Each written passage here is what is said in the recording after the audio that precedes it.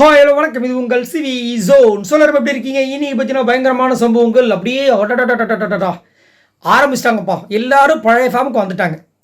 அதாவது இந்த வாரம் முழுக்க பார்த்தீங்கன்னா அந்த ஸ்கூல் டாஸ்க் மூலமாக வந்துட்டு எல்லாரையும் கையை கட்டி போட்டு வச்சுருந்தாங்க. நீங்கள் எதுவுமே பண்ணக்கூடாது, ஏன்னா நீங்கள் ஒரு ஸ்டூடெண்ட்டுக்கு வந்துட்டு ஒரு முன் உதாரணமாக இருங்க அப்படின்னு. ஆனால் அதையாவது ஒழுங்காக செஞ்சாங்களா? அதுவும் கிடையாது. எந்த ஸ்டூடெண்ட் இந்த மாதிரிலாம் பண்ணுவாங்க? பிரின்சிபல் கிட்ட சண்டை போடுறது, டீச்சர்கிட்ட சண்டை போடுறது, ஃபுல்லாக ஒரே லவாங்கியாக இருக்கிறது, என்னையா நடக்குது அப்படின்ற மாதிரி இருந்துச்சு. அதையும் உருப்படியாக செய்யலை. சரி, அதுக்கப்புறமா அது இருப்பாங்களா ஒழுங்கா அப்படி பார்த்தீங்கன்னா அது எப்படி? நாங்கள் ஒழுங்காக இருந்துட முடியுமா? முன்னாடி இருந்தோமா? இல்லை. அப்புறம் இப்போ மட்டும் எதுக்கு நீங்கள் எதிர்பார்க்குறீங்க? அதை ஒரு டயலாக் வரல.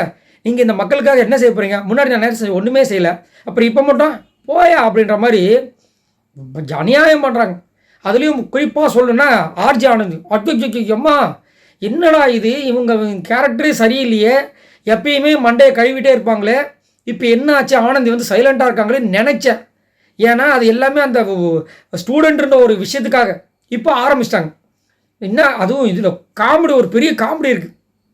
நாமினேஷன் ஃப்ரீ பாஸ் 2வது டாஸ்கில் வந்துட்டு ரெண்டுமே டஃப்பு தான், அது வந்து மாட்டுக்கிறது கிடையாது. ஒரு நூல் இடையில் தப்பித்து விட்டார்கள் நம்ம பாய்ஸ், அடிச்சு நோத்துனாங்க. அதே மாதிரி தீபக் வந்து ஒரு சில விஷயங்கள் சொல்லிக் கொடுக்க வந்து அவர் பிக் பாஸ் வந்துட்டு வார்னிங் கொடுத்து அதுக்கப்புறம் அவரும் சொல்லாமல், அவர் சொல்லும் போதே நம்ம முத்துக்குமரன் சொல்லிட்டார், என்ன நியாயம் போடுங்க நான் கொஞ்ச நேரம் அப்படின்ட்டார். எதுக்கு பிரச்சனை அப்படின்ட்டு அவர் தெரிஞ்சிருக்கு. அதே மாதிரி இது வந்துட்டு இவங்களும் வின் பண்ணி வாங்கினாங்க பாய்ஸ் டீம். ஆனால் கோட்டை விட்டது கேர்ள்ஸ் டீம். ஏன் அப்படின்னா மஞ்சரியை கூட்டுட்டு போயிருக்கணும், அதில் வந்து கோட்டை விட்டாங்க. சரிங்களா? விட்டுட்டு இங்கே என்ன ஆகிடுச்சுன்னா, எந்த வரிசையில் கரெக்டாக இருக்கோ, இப்போ வந்து 2ஆம் நம்பரில் வைக்க வேண்டிய தூக்கி 9ஆம் நம்பரில் 7ஆம் நம்பர் வச்சிட்டாங்க. அதனால் அடுத்து வந்தது எல்லாமே காலியானதால் இந்த பாயிண்டில் வந்து போச்சு. 5 பாயிண்ட் ரொம்ப டிஃப்ரென்ஸில் காலி. அழுதாங்க அங்கேயே. இன்னும் ஆர்ஜி ஆனது அழுகுறாங்க. அழுதா அதுக்கு பின்னாடி ஏதோ ஒன்று இருக்குது அப்படின்ற மாதிரி சொல்லியிருந்தேன். அது இருக்குது. இப்போ என்ன பண்ணுறாங்க, வெளியே வந்ததுக்கப்புறம் அவங்களுக்கு ஆறலை. எப்பயுமே நீங்கள் நல்லா நோட் பண்ணி பாருங்கள், நாமினேஷன் ஃப்ரீ பாஸ் எப்போல்லாம் பாய்ஸ் டீம் வின் பண்ணுறாங்களோ அப்போல்லாம் வந்துட்டு ஒரு சுவாரஸ்யமே இல்லை அவங்கக்கிட்ட. விஜய் சேதுபதி அவர்கள் என்ன சொன்னார், இதுக்கு வெற்றி படுறதெல்லாம் ஒரு மேட்ரா, இங்கே வெற்றி தோல்வியில் மேட்ரு கிடையாது, சுவாரஸ்யம் ஆக்கணும் அப்படின்னு சொல்லியிருந்தாரா இல்லையா அப்படின்னு சொல்லுவாங்க. இப்போ அந்த இது நடுவில் வந்து கேப் விட்டதுனால இப்போ அது பழைய டைலாக் ஆகிப்போச்சு. அந்த டைலாக் சொன்னால் பிரச்சனையாயிடும். அதனால் இப்போ வந்து இன்னும் புது டைலாக் சொல்கிறாங்கன்னா, பாயிண்ட்ஸ் நம்ம அவங்க தான் வின் பண்ணாங்க, ஆனால் நல்லா விளாண்டது நம்ம மட்டும் தானே. என்னடா இது, எப்படி திரும்ப சொல்ல ஒர்க்கா சொல்லுங்கள். பாயிண்ட்ஸ்க்கு அவங்களுக்கு தான் கிடச்சிது, ஆனால் நல்லா விளாண்டது நம்ம தான். நல்லா விளாண்டா பாயிண்ட்ஸ் எல்லாம் உங்களுக்கு தான் வந்திருக்கணும். ஏன் அவங்களுக்கு போச்சு? அவங்க நல்லா விளாட்ல, சரி ஏன் பாயிண்ட்ஸ் போச்சு அது தெரியல. அப்போ நீங்கள் நல்லா விளாண்டிங்களா? நீங்கள் நல்லா விளாண்டா உங்களுக்கு பாயிண்ட்ஸ் வந்துருக்குமே. நாங்கள் நல்லா விளாண்டோம், அப்படியே உங்களுக்கு பாயிண்ட்ஸ் வரல. பிக் பாஸ் எங்களை ஏமாற்றிட்டார். என்ன நடக்குது? முதல் வந்துட்டு தோத்துட்டிங்கன்னா அதை அக்செப்ட் பண்ண கற்றுக்குங்க ஆனந்தி. அது உங்ககிட்ட இல்லவே இல்லை. அக்செப்டன்ஸ் இருந்தால் தானே வாழ்க்கையில் எல்லா இடத்துலையுமே தேவைப்படுறது அக்செப்டன்ஸ். நம்ம எல்லா இடத்துலையுமே வந்துட்டு நான் தான் நிற்கவே முடியாது. வல்லவனுக்கு வல்லவன் வையகத்தில் உண்டுன்னு சொல்லிட்டு ஆதி காலத்துலேருந்து இருக்குது. எவ்வளோ பெரிய வல்லவனாக இருந்தாலும் அவனை ஒருத்தன் வந்து அடிக்கிறதுக்கு ஒருத்தன் வருவான். அப்போ நம்ம என்ன பண்ணால் அக்செப்ட் பண்ணிக்கணும். அது எப்படி அவன் அப்படின்னு அந்த ஒரு விஷயம் தான் இப்போ விஜய் விஷாலுக்கும் முத்துக்குமரனுக்கும் இருக்கிற விஷயங்கள். ஏன்னா விஜய் விஷாலை பற்றி உங்களுக்கு தெரியும், நல்ல ஒரு தரமான என்டர்டெய்னர். முத்துக்குமரனை விட பிக் பாஸ் வீட்டுக்குள்ளே ஒரு பாய்ஸில் இருக்கிற ஒரு சூப்பரான என்டர்டெய்னர். ஏங்க இந்த சீசன் 8லேங்க தரமான என்டர்டெய்னர் வந்து விஜய் விஷால் தாங்க. ஆனால் அவர்கிட்ட அக்செப்டன்ஸ் கிடையாது. அது எப்படி, நான் இவ்வளோ சூப்பராக இருக்கும்போது முத்துக்குமரன் வந்துட்டு தட்டிட்டு போகிறான்னு சொல்லிட்டு தான் அவருக்கு கோவம் வந்து முத்துக்குமரன் மேலே வன்மத்தை கக்கிட்டு இருக்காப்புல. இப்போ அதே விஷயங்கள் ஆர்ஜி ஆனந்திக்கு அந்த அக்செப்டன்ஸ் இல்லை. இப்போ என்னென்னா அப்படியே வந்து கொஞ்சம் கொஞ்சமாக இதை பேசிட்டு மண்டையை கழுவ பார்க்குறாங்க. ஃபஸ்ட்டு யார் அடிக்கிறாங்கன்னா அன்ஷிதா புஷ்டாங்க, உட்கார வைக்கிறாங்க. அந்த ரவுண்டு வளையத்துக்குள்ள உட்கார வச்சு, எப்படி நேற்று வந்துட்டு நம்ம ஜாக்லினும் முத்துக்குமரன் பேசுனாங்களே, ஜாக்லின் கூட வந்துட்டு ரொம்ப ஃபீல் பண்ணி பேசியிருந்தாங்களே, அந்த இடத்த உட்கார வச்சு கழுவ ஆரம்பிக்கிறாங்க. இன்னும் சொல்லி ஆரம்பிக்கிறாங்கன்னா, நம்ம டீமில் வந்துட்டு ஒப்பீனியன் நிறைய பேர் வைக்கிறாங்க, அதனால தான் பிரச்சனை வருது. பாய்ஸ் டீமில் ஒப்பீனியன் யாருமே வைக்கிறது கிடையாது, அதனால பிரச்சனை வர்றது கிடையாது அப்படின்றாங்க. அப்போ இவங்க வந்துட்டு ஏன் பாய்ஸ் டீம் அப்படி சொல்கிற, அவங்களாம் ஒப்பீனியன் வச்சு தானே இருக்காங்க, நான் ஒரு வாரமாக அங்கே தானே இருக்கேன் அப்படின்னு அவங்க இயல்பாக சொன்னாங்க. அது கிடையாது, நீ நல்லா ஏமாந்து போயிருக்கு. நீ அவங்கெல்லாம் கிடையாது, அவங்க வந்து உன்னை நல்லா ஏமாத்துறாங்க. இப்போ வந்து ஒப்பீனியன் ஒழுங்காக வச்சுருந்தா இந்நேரம் சண்டை வந்திருக்கும். இப்போ நம்ம டீமில் சண்டை வருதுல்ல, சரி ஓகே, வாரம் வந்துட்டு அந்த விஜய் சேதுபதி அவர்களோட எபிசோடில் யார் திட்டு வாங்குறா, பாய்ஸா கேர்ள்ஸா? அவங்க யோசிச்சுட்டு பாய்ஸ் வாங்குறாங்களா. அப்போ இப்போ ஒப்பீனியன் ஒழுங்காக வச்சுருந்தா ஏன் அவங்க திட்டு வாங்குறாங்க? ஏன் அவங்க திட்டு வாங்கினது இப்போ 30 செகண்ட்ஸ் மாட்டுக்கு தான் திட்டு வாங்கினேன். 30 செகண்ட்ஸா? இதுக்கு முன்னாடி இப்போ கில்லர் காயினுக்கு வாங்கலையே அவங்க? அதுக்கு முன்னாடி ஏதோ சொல்ல வந்தாங்க, அப்புறமா இல்லை அதுக்கெலாம் வாங்குறாங்கல்ல, எல்லாத்துக்கும் வாங்குறாங்கல்ல. சரி அதை விடுமா.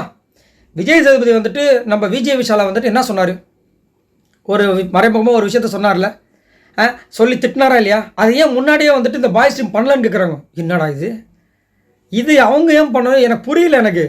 இவர் வந்துட்டு ஒரு விஷயத்த வந்து அங்கே ஷேர் பண்ணுறாரு. இந்த மாதிரி அந்த ஒரு விஷயத்த சொல்லி இந்த மாதிரி பண்ணிட்டு இருக்காரு. இவர் பண்ணுறது கேவலமான செயல். அங்கே வந்துட்டு அதுவும் அவர் யார்கிட்ட சொல்லுவார்னு நீங்கள் நல்லா நோட் பண்ணி பாருங்கள். விஜய் விஷாலுக்கு யாரெல்லாம் சிங்சாங் போடுவாங்களோ அவங்கக்கிட்ட தான் சொல்லுவார். இல்லை புதுசாக வந்து ஆட்கள்கிட்ட சொல்லுவார். அது மாதிரி பண்ணுவார். அதே மாதிரி முத்துக்குமரன் இல்லை ஒரு சில பேர்கிட்ட சொன்னால் அது பிரச்சனையாகவும் அவங்களுக்கு தெரியும். அதனால் அவங்கக்கிட்டலாம் சொல்லாமல் இவர் சொல்லக்கூடிய ஆட்கள்லாம் இவருக்கு மண்டே ஆட்டுற ஆட்களாக தான் இருப்பாங்க. அவங்களாம் வந்து இவர் இவங்களை கேட்கணுமா? சரி ஓகே, நீங்கள் எதெல்லாம் தட்டி கேட்டிருக்கீங்க இது வரைக்கும் அப்படின்னு ஆர்ஜி ஆனந்தை பார்த்து நம்ம திருப்பி கேட்டோம்னா ஒன்றுமே கிடையாது. ஆனால் இந்த அப்படியே அண்டர் கிரவுண்ட் ஆப்ரேஷனில் அப்படியே வந்துட்டு எல்லோரும் குழப்பி ஃபஸ்ட்டு சௌந்தர்யா மண்டையை குழப்பிருப்பாங்க. நல்லா ஞாபகம் இருக்குது எனக்கு. என்னடா நைட்டு திடீர்னு இந்த பொண்ணு பேசிகிட்டு இருக்கு, இது புது பொண்ணாக இருக்குது, என்ன பேசிகிட்டு இருக்காங்கன்னு பார்த்தா, சௌந்தர்யா உன்னை இந்த வீட்டில் தான் 7 பேர் நாமினேட் பண்ணாங்க, அதுவும் பாய்ஸ் டீம் மறந்துடாத அப்படின்னு ஏற்றி விட்டாங்க. அடுத்த நாள் சௌந்தர்யா பொங்குனாங்க. என்னடா இது அப்படின்ற மாதிரி இருந்துச்சு. இவங்க மட்டுமா, ஏன் நம்ம புதுசாக வந்திருந்தாரு ராணா, அவருக்கு ஒரு ட்ரை பண்ணாங்க, அவர் எஸ்கேப் ஆகிட்டார். ஐயோ இவங்களை பற்றி நம்ம வெளியே பார்த்துட்டோம், இவங்க பயங்கரமாக மண்டக்கலவர் ஆளுங்க, இவங்கக்கிட்ட கொஞ்ச நேரத்துக்கு பேசிட்டு நம்ம போயிடுறது நம்மளுக்கு நல்லதுன்னு சொல்லிட்டு இப்போ ஃபுல்லாக பாய்ஸ் டீமில் ஐக்கமாயிட்டாப்புல. ஸோ ஆர்ஜி ஆனந்திக்கு வந்து இதுதான் வந்துட்டு அவங்களுடைய பலம்னு நினச்சிட்டு பிக் பாஸ் வீட்டுக்குள்ள சுற்றிட்டு இருக்காங்க. பட் இது ஒரு பலமே கிடையாது. நீங்கள் ஒரு நல்ல ஒரு போட்டியாளர் இருந்தாலும் இந்த மாதிரி மண்டைய கல்வி மற்றவங்களை ஏவி விட்டு, அதாவது இந்த இவங்களாம் இருப்பாங்களே பில்லி சுடி ஏவி விடுறவங்க, அந்த மாதிரி வந்துட்டு இங்கே இருந்துட்டு செயல்படுத்தலாம்னு சொல்லிட்டு நினச்சிங்கன்னா அது செட்டே ஆகாது. கண்டிப்பாக ஒரு நாள் வந்து இங்கே பிக் பாஸ் விட்டு வெளியே போயிடுவீங்க அப்படின்னு தான் நம்மளோட கருத்து. அது மட்டும் இல்லாமல் இப்போ இந்த நாமினேஷன் ஃப்ரீ அப்படின்ற விஷயங்கள் பார்த்திங்கன்னா பயங்கர பூதாகரமாக வெடிச்சிட்ருக்கு. அது மட்டும் இல்லாமல் விஜய் விஷால் மேலே செம்ம கோவத்தில் இருக்காங்க. நிறைய பேர் கமெண்ட்ஸ் என்ன சொல்கிறாங்கன்னா, அவருக்கு ரெட் கார்டு கண்டிப்பாக கொடுத்தே ஆகணும், அது எப்படி இவர் வந்து இப்படி பண்ணலாம், அதுவும் வந்துட்டு ஒருத்தங்களுக்கு இதுதான் வீக்னஸ்ஸு, இதுதான் நான் சின்ன வயசுலேருந்து இவ்வளோ கஷ்டங்களை அனுபவிச்சிருக்கேன் அப்படின்னு இருக்கும்போது நான் ரொம்ப இதுவாக இருக்கேன், அந்த குரலை வச்சு தான் இங்கே நான் பேச வந்திருக்கேன் அப்படின்னு சொல்லி என்னென்னமோ பேசினாங்க. அதுவும் அந்த வாழ்க்கை சரித்திரத்தை கேட்கும்போது நம்மளுக்கு கண் கலங்க ஆரம்பிச்சிருச்சு. அவங்களும் இருந்தாலும் சரி, ஜாக்லினோட வாய்ஸ்க்கும் அந்த மாதிரி நிறைய பிரச்சனைகள் வந்திருக்குன்னு சொல்லியிருக்காங்க. அப்படின்னு இருக்கும்போது அந்த வாய்ஸை வச்சு ஜெஃப்ரி பண்ணது தப்பு. அதே மாதிரி விஜய் விஷால் என்ன பண்ணியிருக்காரு, சௌந்தர்யாவை கலாய்க்கிறதுக்கு முன்னாடியே வந்துட்டு நம்ம முத்துக்குமரனையும் கலாய்ச்சிருக்காரு.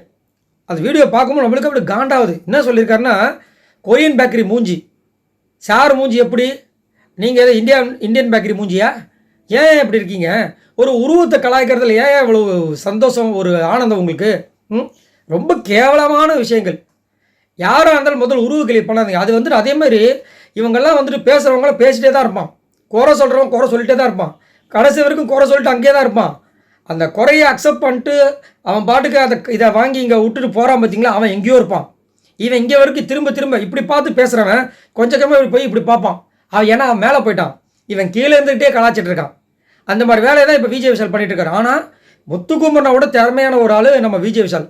ஆனால் என்ன பண்ணுறது, அந்த திறமையில இந்த மாதிரி வந்துட்டு அசிங்கமாக வந்துட்டு விஷயங்களை யூஸ் பண்ணியிருந்தா எப்படி. இவர் இப்போ பண்ணுறதை பார்த்துட்டு இப்போ ஜெஃப்ரி என்ன பண்ணிட்டாரு, 2 பேரும் சேர்ந்து சௌந்தர்யா மாதிரி பேசுறது, சௌந்தர்யா இப்படி பாட்டு பண்ணால் எப்படி இருக்கும், என்ன நடக்குது வீட்டுக்குள்ளே ஒரே இவ்வளோ இதுவாக. அதுவும் இத்தனைக்கும் விஜய் விஷாலை விட சௌந்தர்யா கூட அதிகமாக பழகிறது நம்ம ஜெஃப்ரி.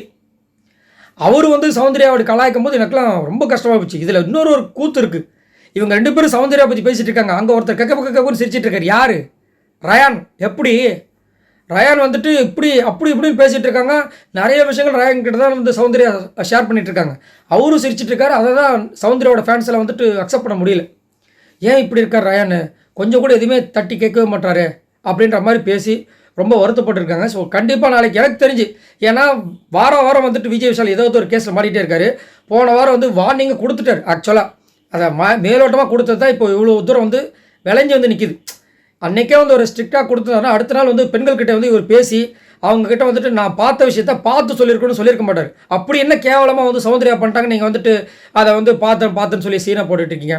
ஸோ இங்கே என்ன பண்ணோன்னா, நீங்கள் செஞ்சீங்கல்ல, நீங்கள் சொன்னீங்கல்ல நான் பார்த்த விஷயத்த பார்த்து சொல்லியிருக்கிறோன்னு, அதை இப்போ நீங்கள் சொல்லுங்கன்னு சொல்லிட்டு அங்கே வந்து விஜய் சேதுபதி கேட்கணும், இவர் நிற்க வச்சு கேட்கணும். அப்போ தான் இதுக்கு ஒரு தீர்வு கிடைக்கும். இல்லைனா வெளியில் இருக்கவங்களுக்கு வந்துட்டு ஒரு சந்தேகத்தை ஏற்படுத்துகிற மாதிரி ஒரு பேச்சிருக்கும். யாராவது அதை 10 பேர் ஒருத்தர் நம்பினாலும் அது கேவலம். அதை வந்து உடைக்க வேண்டியது விஜய் சேதுபதி அவர்களோட கடமை. ஸோ நாளைக்கு விஜய் சேதுபதி அவர்களுடைய எபிசோடில் நீங்கள் ஏதோ ஒரு பார்த்த சொல்கிறீங்க, அந்த பார்த்ததை இப்போ சொல்லுங்கள் அப்படின்னு சொல்லி உடைக்கணும். இல்லையா முன்னாடி ஒரு வாட்டி போன வருஷம் டாஸ்கில் வந்துட்டு பிளாஸ்மா டிவியில் வந்திருக்கும். அதில் வந்து நிக்சன் பேசின விஷயங்கள், நிக்சன் தனியாக பேசியிருப்பார் ஆயிஷா கிட்ட நினைக்கிறேன், அந்த பொண்ணு ஒரு பேர், அதை வந்துட்டு வெளியே வந்துட்டு பார்த்தீங்கன்னா வேறு மாதிரி சொல்லியிருப்பார். அதை வந்துட்டு அழகாக டிவியில் போட்டு இது யாருன்னு சொல்லுங்கள், அவங்களாம் முன் வந்து ஒத்துக்கணும் போது மாட்டினார். அந்த மாதிரி ஏதாவது போட்டு ஏதாவது தாக்கணுன்றதான் என்னோட கருத்து. இதை தான் வந்து மக்களும் வந்து சொல்லி காலையிலேருந்து பார்த்தீங்கன்னா ரெட் கார்டு கொடுங்க ரெட் கார்டு கொடுங்க சொல்லிட்டு இருக்காரு. எனக்கு தெரிஞ்சு கொடுத்துருவாங்க. ரெட் கார்டு கொடுக்கறது வாய்ப்பு இல்லை, எல்லோ கார்டு கொடுக்க வாய்ப்பு எக்கச்சக்கமாக இருக்குன்ற மாதிரி தெரியுது. ஏன்னா இந்த மார்க் பண்ண விஷயங்கள் பயங்கர பூதாகரமாக வெடிச்சிருக்கு. அதேமாரி முத்துக்குமண்ண வேறு வந்துட்டு கொரியன் பேக்கரி மூஞ்சி ஏன் அப்படி இருக்கீங்க அப்படின்ற மாதிரி இருக்குது. சரி, உங்களோட கருத்துக்களை சொல்லுங்கள். பாய் நண்பர்களே.